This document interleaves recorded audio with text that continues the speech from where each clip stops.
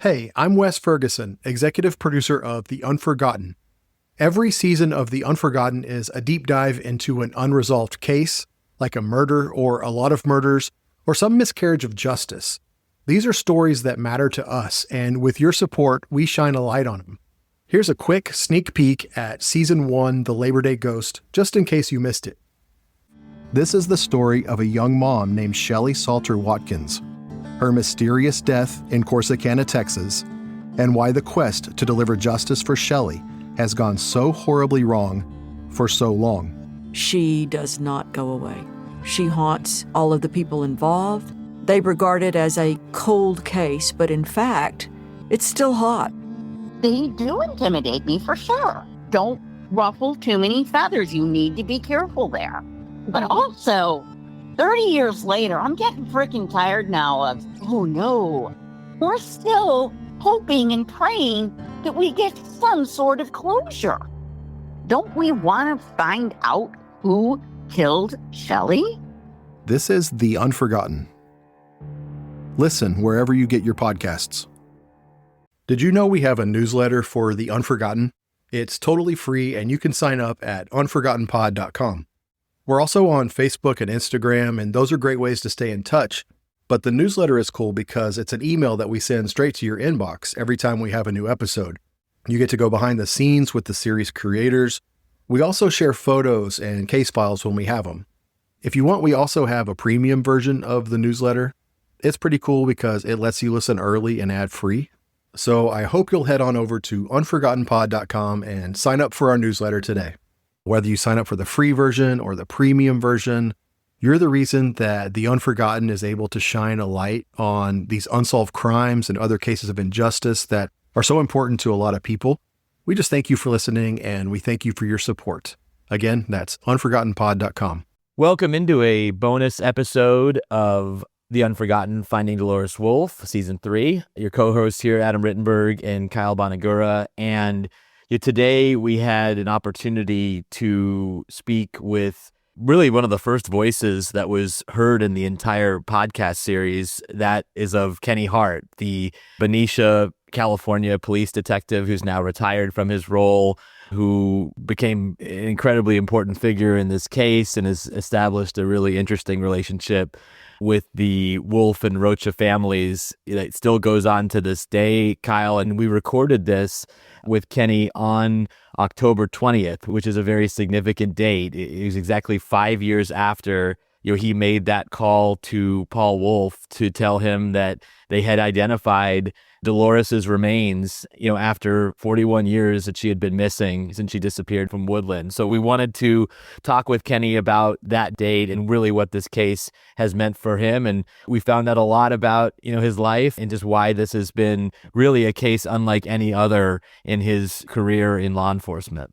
Yeah, it's interesting when I think about, him making that call to Paul 5 years ago. I also think about the interaction he had with getting the confirmation, right? He called back over to the lab and said, hey, can I talk to the scientist who did the analysis to confirm the DNA? I just want to be, 100% sure and have an understanding of how accurate this type of diagnosis is, because he said he was going to change a family's life forever. But the truth is that he also changed his own life forever too, right? He brought closure to a family, but also brought a lot of really important people into his life. Kenny's now very close with a lot of people from the family, from the Wolves, from the Rochas, and people that he talks with regularly. We're talking sometimes daily. He had a lot of people connect to this case at his wedding after the confirmation. And so it kind of dovetails really nicely that something good, a lot of, good relationships have formed as a result of his job piecing this all together. Yeah, I think one thing he talks about with us is how he really does believe that Dolores was able to bring him to this family and, really enrich his life, especially at the end of his career. You do wonder if this would have happened much earlier when he was, had a zillion cases on his plate. It felt like this was a case that he could really dive into not long before he ended up retiring, but it's something that still very much motivates him. The idea of giving a family closure, the idea of giving someone their name back. And he kind of goes into how he still intends to do some work in that space. So really enjoyed getting to know Kenny. I know you have. We've gotten a chance to see him a couple of times since our very first interview with him back in 2020. And we look forward to sharing more of his story. And so without further ado, here is our conversation with Kenny Hart.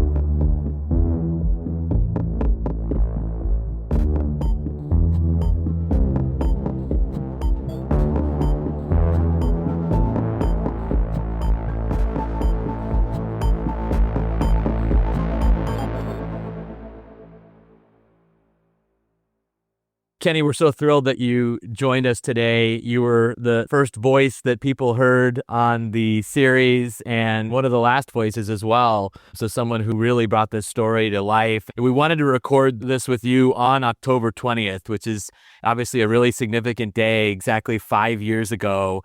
I wanted to kind of take you back to that day and what it was like and kind of how you always feel on October 20th, how much your life has changed, based on what happened on October 20th, 2020. Well, it's definitely one phone call sure changed a lot of things in my life.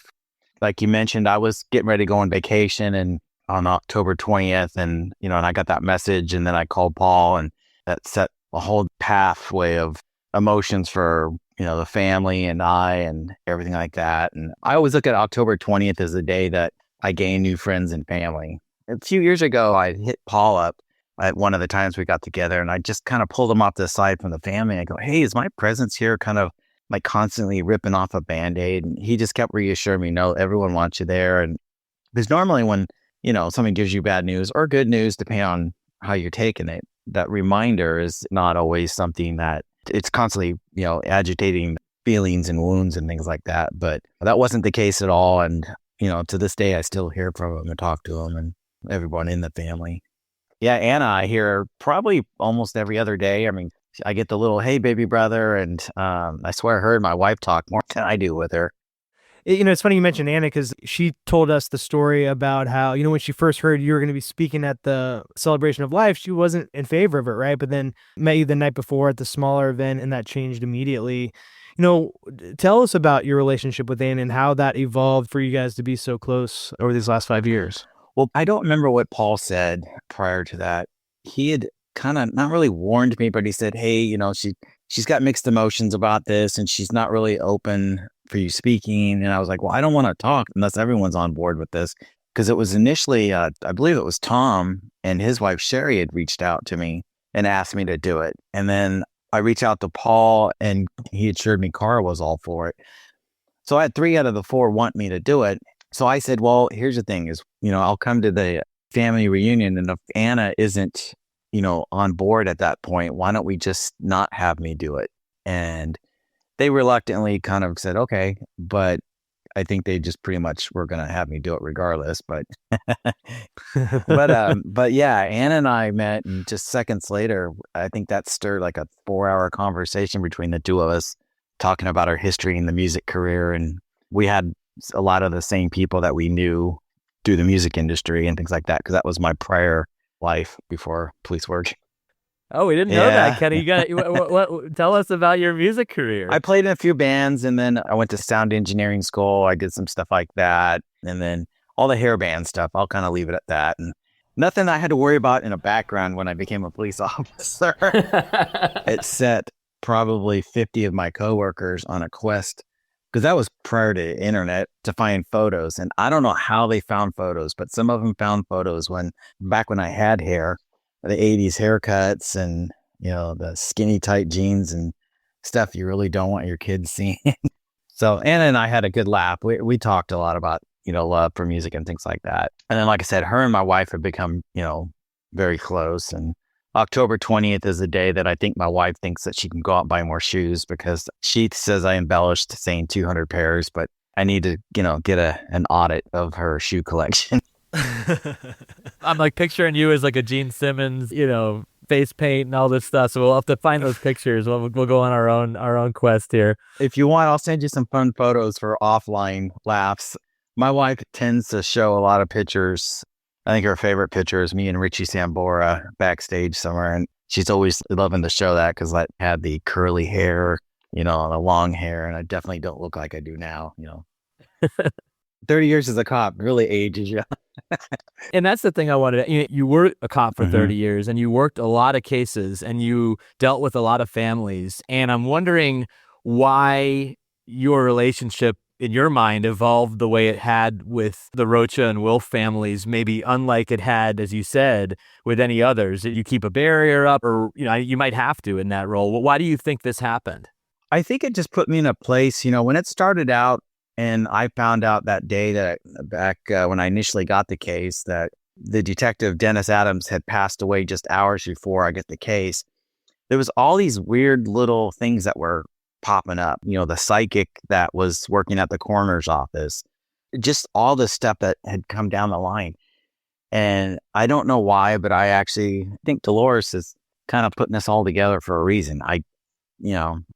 Whether I needed them more or vice versa. But, Paul and I, we're about 4 to 6 months apart in age. So I'm in between Tom and Paul in age. Paul and I had a, connection, although I had to disclose I was a Pittsburgh Steelers fan up front because I know he worked at the 49ers for a while. But I was a huge Terry Bradshaw fan back in the day. I'm aging myself a little bit.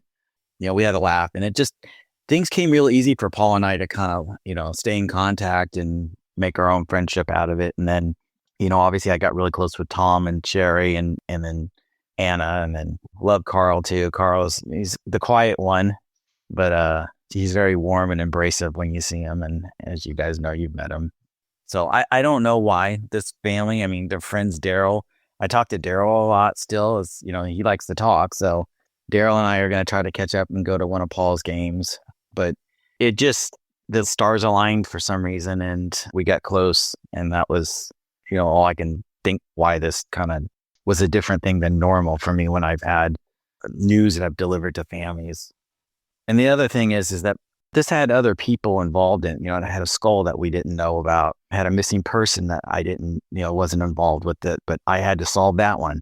J.C. Tolliver's case, which isn't solved. I mean, it's one that has prompted me to make a decision about post-retirement, and I put in an application with the Doe Network. I'd like to be a volunteer and kind of work with some of their stuff because I'm still interested in finding out what happened to Patty Tolliver. And there was so much going on with this case. I think it teed me up to being very open, as well as when the news was delivered, there was a lot of people. And, this family isn't the most submissive, quiet family. They're very open and they want answers and they want, they have questions. So it prompted a lot of conversations. And in those conversations, we became close. I mean, I became really close with Elizabeth too. I mean, Tony Rocha, I hadn't met until later down, as time went on. He's real big into animal rescue, which I have shepherds that are my sidekicks. So just a lot of things with the family and I have in common.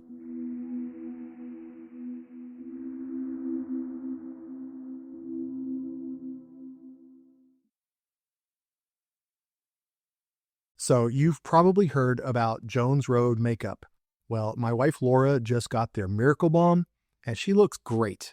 I just like makeup that looks natural. And one thing that's nice about Jones Road is that it actually achieves that. Yeah, they enhance instead of covering up. I really like the colors, they're natural. I appreciated the Miracle Balm making me look a little bit more awake and vibrant while still just looking like me, which I know is your preference. You like you when I look like me. Mm-hmm. Modern day makeup that's clean, strategic, and multifunctional for effortless routines. For a limited time, our listeners are getting a free cool gloss on their first purchase when they use the code UNFORGOTTEN at checkout. Just head to jonesroadbeauty.com and use code UNFORGOTTEN at checkout. After you purchase, they will ask where you heard about them. Please support our show and tell them the Unforgotten sent you. Ooh, does that mean I can use the code? Yeah, everybody can that likes us. Fall is here, and with it comes cooler nights, heartier meals, and the craving for something warm and satisfying. That's where HelloFresh comes in, bringing you comforting chef-design recipes and fresh seasonal ingredients right to your door. This season, they've taken things to the next level with their biggest menu refresh yet. Say hello to a whole new way to do dinner. HelloFresh has doubled its menu so you can choose from 100 options each week. And now you can get seafood and steak recipes delivered every week for no extra cost. I recently signed up for HelloFresh, and I found it to be really convenient, and the recipes are easy to follow, and it's also really delicious and healthy, which feels good too. The best way to cook just got better. Go to HelloFresh.com/unforgotten10FM now to get 10 free meals plus a free item for life. 1 per box with active subscription. Free meals applied as discount on first box. New subscribers only. Varies by plan. That's HelloFresh.com/unforgotten10FM to get 10 free meals plus a free item for life.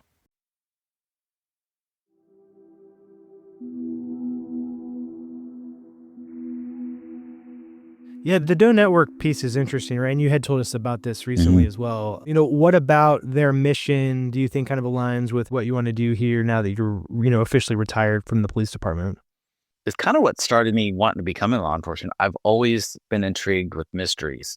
But then as I got a little bit more sophisticated and not just being a little kid, and what that meant was I really in the soul of my heart believe that we need to do everything possible to bring people back to their loved ones and not just shelf old cold cases, which unfortunately, due to budget restraints and staffing restraints, that happens a lot.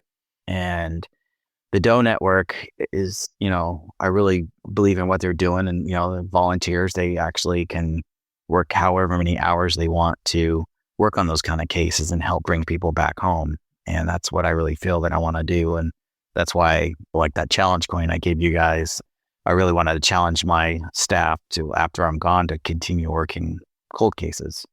It's kind of touched upon in the podcast, especially when, Daryl was talking to some of your colleagues at your wedding, that you were kind of the right man for this. And I'm wondering, what is it about maybe your personality or just how you approach cases that maybe everybody has their strengths and weaknesses in their jobs, but what was it about you and what kind of interested you that kind of drew you to this? Because this was, as you described, something that took over your life for months and months, and it wasn't just a 9 to 5 or in the office type situation that you were working on this case. Well, again, I think things were just perfectly aligned because at the time, like I said, COVID had hit. A lot of my staff went home. In 2020, I believe, if I'm remembering my timing right, people were kind of start filtering back in, limited access to the PD. But, just one of those things that I had a fairly young staff and they were trying to get caught up on their assigned cases. And I didn't want to dump something like this because I was going to have very high expectations of, I don't want to hear, no, I can't, it's not going to work. I don't want to hear any negative. Nothing but we're bringing her home. And that was the attitude I had. So I thought, I don't have the workload that my other staff has currently, so I want to do it. And as a supervisor, you tend to not get to play cop very often and you supervise their cases. So I chose to keep it and use it, kind of show them how, to exhume a body or to, some of the thought processes behind how you approach a case that's been this old. And because there's not a lot of leads, especially when every time I turn around, somebody's not with us anymore as a witness. I was having difficulties. And I later found out they had a lot going, but like even talking to anybody at Yolo County initially, it was weeks before I was able to, connect with somebody. Stanislaus County, that was even a little difficult because of time frame, with COVID and everything else. Not everybody had their fully staffed sitting around the phone. So there was a lot of challenges in that regard, but I just think that it was the perfect timing and the fact that I just don't take no for an answer. And I want to bring people home and kind of solve these things. And kind of goes back to, when I was a little kid, loving the Jack the Ripper stories. And I grew up in Los Angeles when there was, serial killers all over the place. And then I moved to Northern California and here we got, Green River up north and then Zodiac. And there's quite a few serial killers operating in the Bay Area as well during the 70s. And I just thought, it's really important for us to bring people home. And so that's kind of the approach I was going to take it. And I was open to working this on a couch at night. My wife, I think at the time this happened, she was a captain at Martinez PD. It was before she became a police chief at another agency. So she was also kind of interested. It was kind of nice to be able to bounce ideas back and forth. And she kind of supported me in the idea because we had a long-standing rule that after 7 o'clock, we don't talk shop. You can come home and vent while we're making dinner, but we don't talk shop, and we don't bring work home unless we get, being I was in investigations, getting the call outs all the time was a little different. But Dolores kind of put that on the back shelf for us, that we were going to work. I was pretty much toast when I read all the stories with Paul and his mom, and then Slick, and how Slick took in the kids, and, how Carl Sr. wasn't being prosecuted basically because there was no body found. And then that prompted me, well, how did we get the body and nobody made the communication? I've shared this a little bit with the family, but a lot of this really had to do with jurisdictions. The body was technically found in the waterways off of the coast of Benicia, which was the county jurisdiction. It wasn't even Benicia. We just were the closest ones with a boat. We brought Jane Doe 16 in.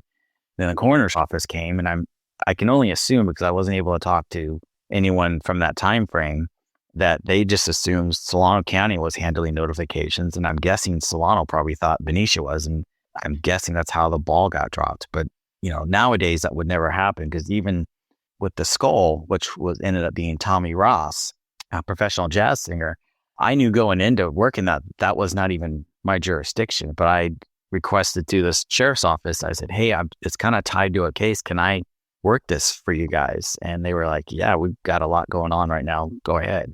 So I worked Tommy Ross Smith, or Jane Doe 3 from 1983 is what was her name at that time.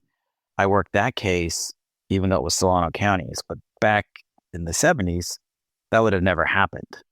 I mean, the biggest problem with the Zodiac is all the agencies didn't talk within each other. Everyone wanted to solve their own case. Everyone kept information close.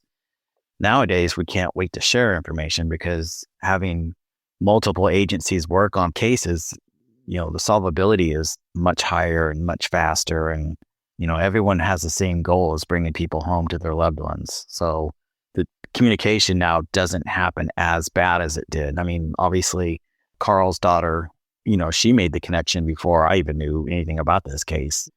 She still would have had to have law enforcement support to go exhume the body, get the DNA, all that. But, kudos to her and for solving this. And from day one, I've always said, Ron, he actually solved the case. It was just proving it.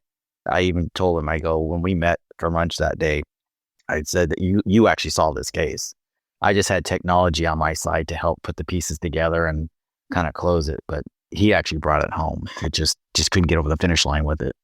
Yeah, it seems like he solved the case from a, this is the person who's responsible perspective. And then you were the person who were able to confirm the identification of Dolores's remains. And that is, everyone has a role in this, right? Ron was obviously very important for the family for a long time, and his dedication early on. And maybe you're the closer, if we use a baseball analogy, to come in and close the door at the end for the official part of that. Well, I'd like to say technology closed it. I may have just helped facilitate things, but I don't like taking credit for it, because really I had the advantage of technology. Ron would have completely had this wrapped up had he had the same tools that available that I had, at the time. Sure. Yeah. If you want to be modest about it, we can let you be modest here, but certainly there was someone had to decide to go forward with it. Right.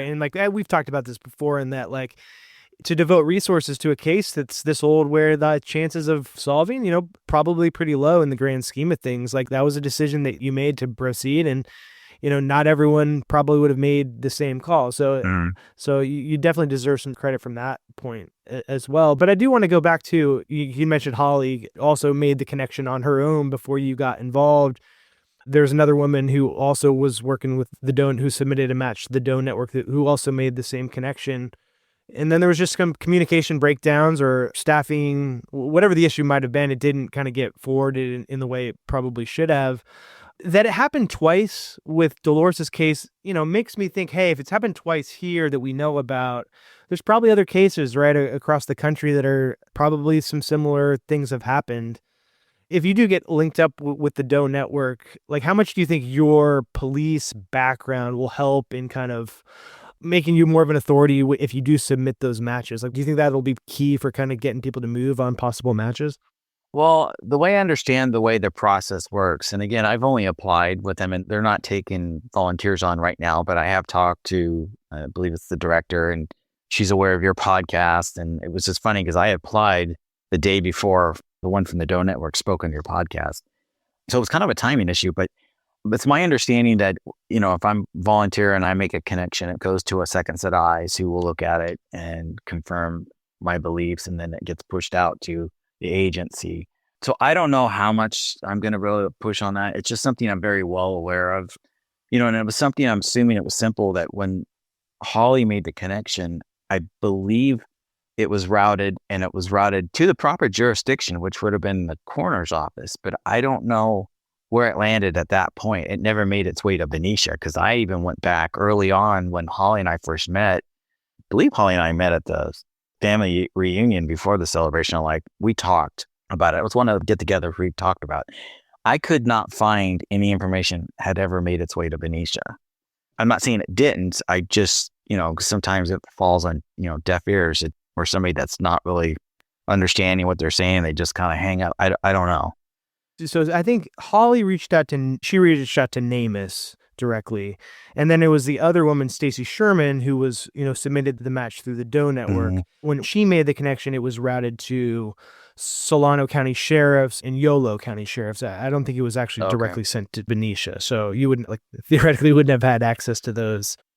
I mean, I'm not infallible. I mean, something could have come and, been put on a sticky note and thrown in my mailbox at work, and it stuck to the back of who knows. I mean, I don't want to say it never made its way to Benicia. I just unaware if somebody ever got talked to at Benicia. And it's really easy to do unless, when talking this old of a case, figuring in the 70s, I was in elementary school and I just retired. So most of my coworkers weren't even born in the 70s. So talking about a 42-year-old case when your 20 and 30-year-olds are at work, they don't have the connection and, maybe understanding of what that whole case is, or even aware of the case.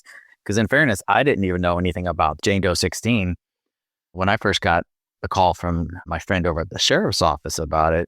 And unfortunately, it accidentally got purged because it was not a homicide. It was taken as an info report because it was a case that we handed off to the coroner's office.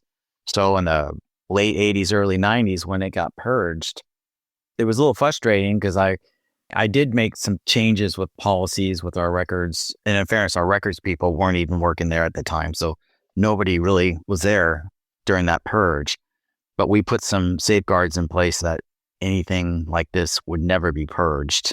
So, hopefully history won't repeat itself that way. But communication is really key. I mean, that's, I was able to get those records to who was one of my closest friends. We grew up together in law enforcement. We both grew up in the Solano County Sheriff's Office. As I became the detective sergeant, he became the coroner sergeant. His name's Corey McLean. So when he knew I was looking for records, he went above and beyond and, pulled out all the archives and was able to help me rebuild at least a portion of our case file. But I just don't have any notes of what was ever done, any handwritten notes from any of the detectives who are all now passed.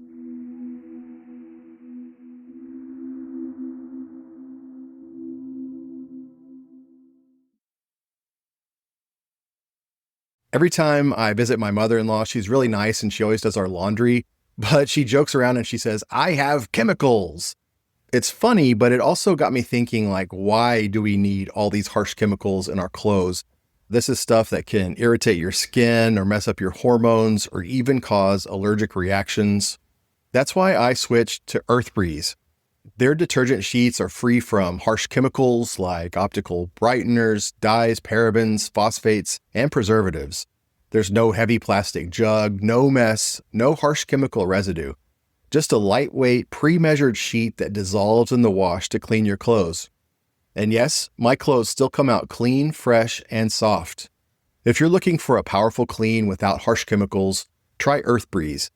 It's easy to switch, and if you're not completely satisfied, they have an amazing money-back guarantee. Right now, you can try Earth Breeze for up to 40% off plus 4 free gifts at earthbreeze.com/unforgotten. That's earthbreeze.com/unforgotten for 40% off plus 4 free gifts. Hey, I'm Wes Ferguson, executive producer of The Unforgotten. Every season of The Unforgotten is a deep dive into an unresolved case, like a murder or a lot of murders, or some miscarriage of justice. These are stories that matter to us, and with your support, we shine a light on them. Here's a sneak peek at Season 2, Unnatural Causes, just in case you missed it. Think about a loved one you've lost. Maybe a grandmother or your father or a beloved aunt. You believe the end was peaceful and painless. You've planned the funeral, made sure the estate was settled. You've moved belongings into storage or sold them or said final goodbyes on the curb. Now, imagine you get a call as much as 2 years later. Police want you to come to the station. They say what you were told about the death was wrong. They want to add your loved one's name to a list of murder victims. That's the terrible reality that at least 24 families are facing today. My name is Charlie Scudder. I'm a journalist who's been covering this case for 5 years. Together, we'll do what the police, medical examiners, senior living facilities, and more either failed or refused to do. String together evidence that points to systemic flaws in how we care for our older loved ones. You'll hear about a man who used the cracks in that system to become the worst serial killer in Dallas history. This is Unnatural Causes, Season 2 of The Unforgotten. Listen wherever you get your podcasts.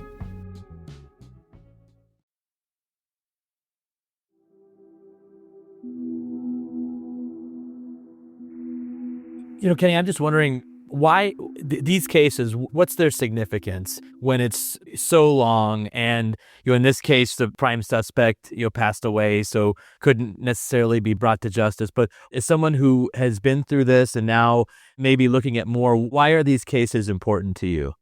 Well, there's families out there. I don't remember the numbers. Off the top of my head, I want to say it's something around 17,000 unidentified that haven't been brought home yet. And it only takes one to be important. And, if there's a cousin, an aunt, mom, child, wanting to know what happened to their loved one, even if it's not 40, it could be somebody that has gone missing 3 months ago that's uploaded in the system. Everyone's important. And, it's kind of like the old military thought, no one gets left behind. It's really, I don't want anybody getting left behind.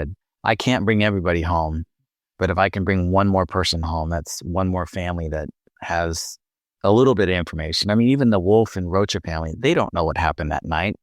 And I don't either. I mean, we can speculate how it went down, but I may have brought up more questions for that family than I did answers. So I'm hoping one day that, and I don't know whether they did or didn't, but I'm hoping someday that the Yolo County Sheriff's Office tests the blood found in the trunk against the DNA, even though that won't change anything. I did reach out, when this first came up and asked if they would do it, and I never heard back. So I don't know if it did get done, if it didn't get done, in fairness to them. So, but again, that's not going to change anything. What happened is, Carl Sr.'s passed, so there's not like it's going to be somebody held to answer. But yeah, so the answer to your question with a long-winded answer is that nobody should be left behind and everyone should be brought home because there's somebody that wants to know, and much like Slick, want to be laid to rest next to their loved ones. And that probably touched me more than anything else is when I heard, I think Paul tell me that that's what Slick wanted. And, my wife and I have visited the grave up there before and laid flowers down. And, it's emotional seeing both of them together again because, hearing all the stories, stuff that you guys have shared with me and stuff that family shared with me. I love the story about Slick walking down the hallway and Dolores is in there primping herself in the bathroom going, you're so beautiful, you're so beautiful. And then Slick changed it up a little bit and waited for Dolores to walk down the hallway and say the same thing. And the whole fun banter between the two of them. I mean, it's those stories that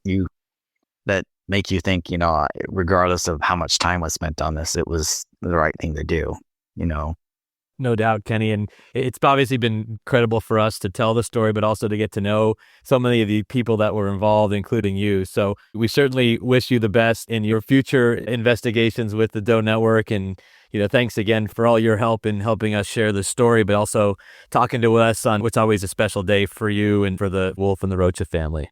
My wife and I think we've done it every year since we, at some point during the evening, either it's a glass of wine or currently I'm drinking coffee, but it's something we will toast, to Dolores every October 20th, just our little, nod to her and thank her for bringing us all together because we were very enriched with having this family be part of ours. And, it's been a blessing through a very tragic event, having them brought together.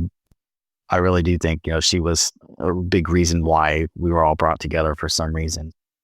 hopefully I can continue helping people coming home. The Unforgotten is a free-range production. Season 3, Finding Dolores Wolfe, is written and hosted by Kyle Bonagura and me, Adam Rittenberg. The story is edited and produced by Wes Ferguson, the executive producer at Free Range. Audio editing by Aislinn Gaddis.